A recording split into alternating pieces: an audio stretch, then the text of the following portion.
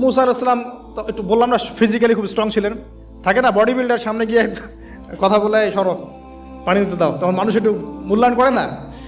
তো মুসা আলাইহিস সালাম এভাবে পানি নিয়ে দিলেন এবং বাছুরদেরকে পানি পান করালেন, করিয়ে গাছের নিচে এসে বসে আছেন। বসে বসে তিনি দোয়া করছেন, এই যে দোয়াটা তিনি দোয়া করছেন, রব্বি, একটা নেক কাজ করলেন, নেক কাজ করলেন না, মানুষের উপকার করলেন, নেক কাজ করে এসে গাছের নিচে বসে দোয়া করছেন, আল্লাহ এখানে তো আমার খাবার পানি বাসস্থান কিছুই নাই, আমি কি করব।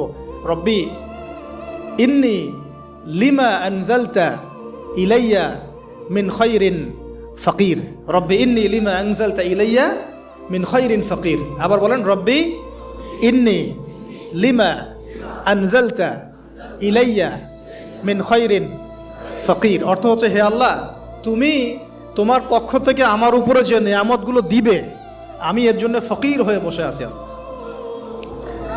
অর্থ বুঝে পড়বেন ভাই, নামাজ রোজা